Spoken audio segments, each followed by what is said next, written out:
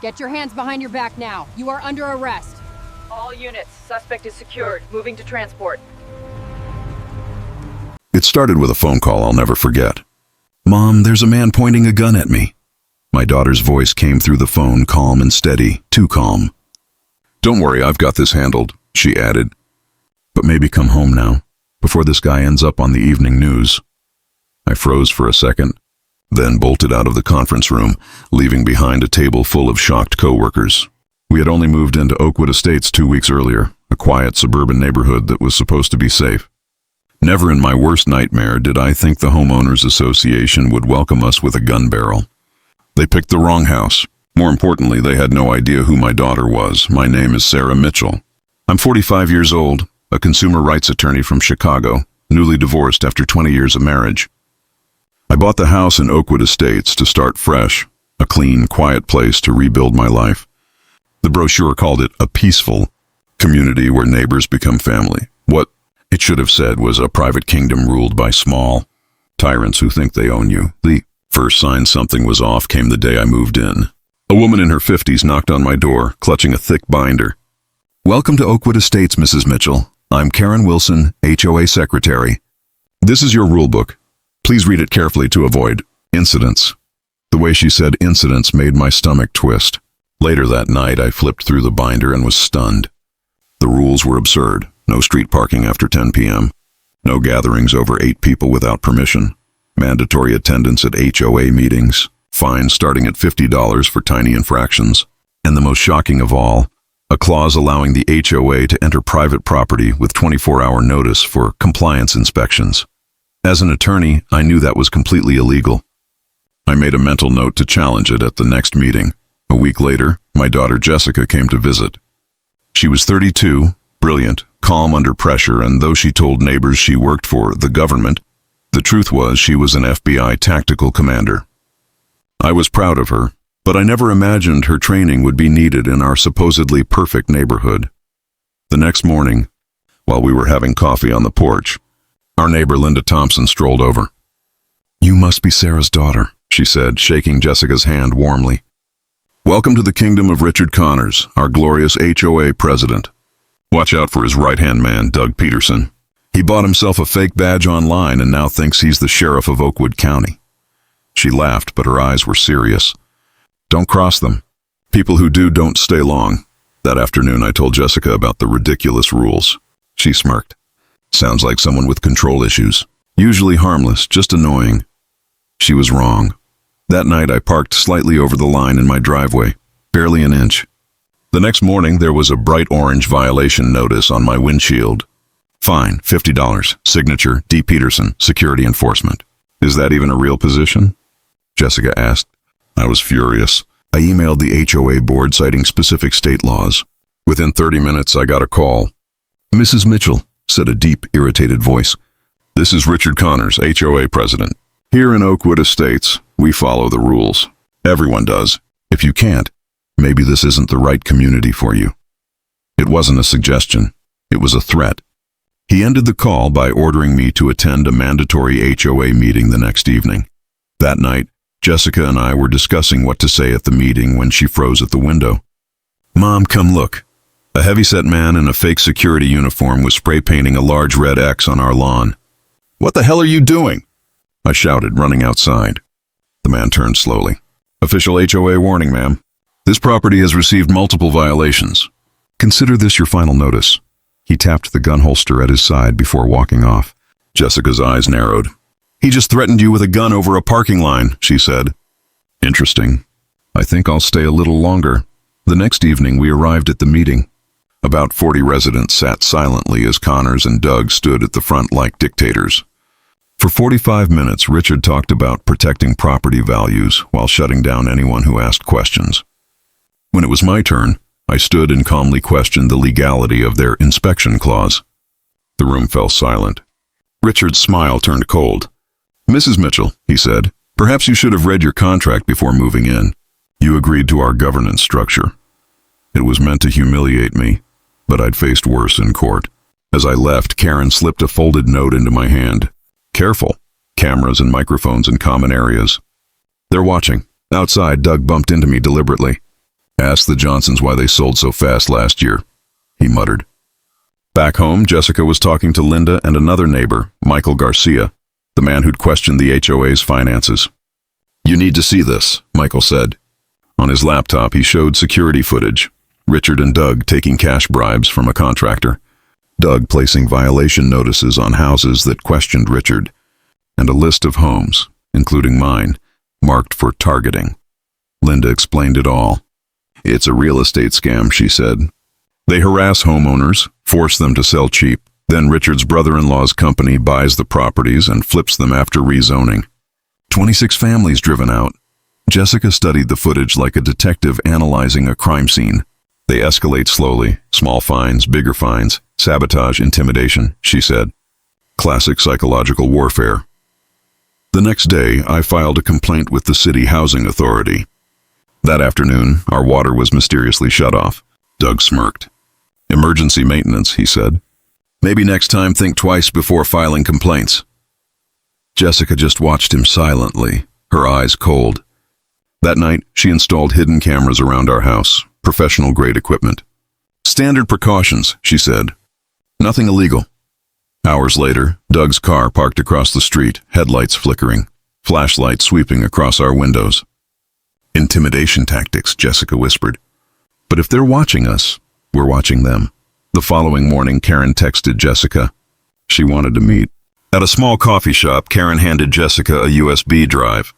2 years of financial records, she said. $500,000 missing. Fake companies, all tied to Richard's relatives. My mother was one of their victims. I took this job to expose them. That evening, Jessica laid everything out. Mom, your house sits on a block Richard's family wants for a commercial project. You and Michael are the last 2 owners holding them up. I looked at the documents. Dozens of LLCs owned by the same people. This isn't an HOA dispute, I said quietly. It's organized crime. The next day, someone spray-painted my car. Comply or leave. Jessica contacted her FBI colleague, Agent Thomas Davis. Within hours, he called back with a bombshell. Richard had been forced out of the police department years ago for evidence tampering. Doug's gun license was revoked after he threatened a shopper. And the FBI was already investigating HOA-based money laundering in our county. Before we could process it, Jessica's phone buzzed. A text from Michael, emergency. Doug's here. He has a gun. Jessica grabbed her keys. Stay here, Mom. Call the police. Tell them it's an armed standoff. Then she was gone. I called 911, shaking. The dispatcher said officers were on their way, but might take 15 minutes. I couldn't wait. I drove 3 houses down. Doug stood on Michael's porch, one hand on his holstered gun. Jessica was between them, calm but alert. Doug barked. These cameras violate HOA privacy rules. Take them down. Michael stood his ground. They're on my property, perfectly legal. Jessica's voice was low but sharp. Actually, Section 12 of your covenant refers to landscaping, not surveillance. You're wrong. Doug's hand twitched toward his gun. Who the hell are you? He spat. Jessica Mitchell, she said. Family friend, and you're threatening a homeowner without authority. Doug exploded. When security gives an order, you follow it. He raised his gun and fired into the air. What happened next was a blur. Jessica moved so fast I could barely see it. She struck his wrist, twisted his arm, and slammed him to the ground. Michael, pick up the weapon carefully, she said, voice steady. Mom, tell the police we have a suspect detained. When officers arrived, Jessica identified herself as FBI. The shift in their tone was instant. Doug was arrested for assault and illegal firearm possession. Moments later, Richard screeched up, shouting, You can't arrest my security officer. The officer stopped him. Step back, sir. He fired a weapon. You're lucky we don't arrest you, too. Richard glared at Jessica. You've made a huge mistake. She smiled coldly. Funny, I was about to tell you the same thing. The next day, Richard retaliated hard. 17 violation notices stuffed in our mailbox, each with a fine attached. That night, someone destroyed our garden. But now we had evidence, and the FBI had enough to move fast. Agent Davis confirmed their financial crimes unit was building a major case. We called a meeting with other residents at a restaurant outside the neighborhood to avoid surveillance. 23 people came. They shared stories of harassment and fear. Together, we formed the Fair Homeowners Alliance. The next day, Richard called an emergency HOA meeting, clearly to threaten us again. The room was packed. Certain residents, he sneered, have been spreading lies and disrupting our community. I'd brought backup, my friend Patricia, an HOA legal specialist. When Richard tried to silence me, Michael shouted, "Let her speak." The crowd backed him. I presented evidence of fraud, intimidation, and misuse of funds. The mood shifted instantly. Then Karen stood up. "Everything Mrs. Mitchell said is true," she declared. "I have the documents." Richard turned pale. "Sit down, Karen." She refused. "You've been stealing from us for years." The room erupted. Linda Thompson stood and shouted, "I move for a vote of no confidence in the current board." The motion passed overwhelmingly. Richard stormed out, slamming the door. Jessica leaned close to me as we drove home. "He's dangerous now, Mom. Cornered animals bite." She was right. When we reached home, the front door lock was broken. From the dark, Richard's voice came. "We need to talk. No police this time." Jessica motioned for me to stay behind her. "Breaking and entering is a federal crime," she said into the shadows. Richard stepped out of my living room chair, a gun resting on his knee. "I know who you are now, Agent Mitchell. FBI tactical, impressive. But even agents sleep. Accidents happen." Jessica stayed calm, subtly pressing her phone to start recording. "What's your end game, Richard?" she asked. He lifted a folder. "A signed retraction of your accusations and notice to sell your house. I'll pay $50,000 over value. Sign it, and we walk away. Refuse, and things get complicated." Jessica tilted her head. "So you're adding extortion to your list?" she said evenly. He started ranting about his power, his plans, his brother-in-law's companies, the millions they'd make once they controlled the block. He bragged about paying off officials and using Doug as muscle. Every word was being recorded and streamed live to Agent Davis waiting nearby. After 20 minutes, Richard lost patience. "Sign it now or I'll make it look like a home invasion," he growled, raising the gun at me. Jessica's voice was cold steel. "Before you pull that trigger, you should know 2 things. That gun was stolen from the police evidence room, the reason you retired. And this entire conversation is being transmitted to an FBI tactical unit right outside." Richard hesitated. That half-second was all Jessica needed. She moved like lightning, disarmed him, twisted his wrist, and slammed him to the floor. "Richard Connors," she said, "you're under arrest for extortion, assault, fraud, and conspiracy." Moments later, the front door burst open and 4 agents stormed in. Agent Davis nodded. "Perfect timing, Commander Mitchell." Richard's eyes widened at the title. Jessica just smiled. "Next time, don't threaten a federal agent's mother." A week later, Oakwood Estates was reborn. The corrupt board was gone.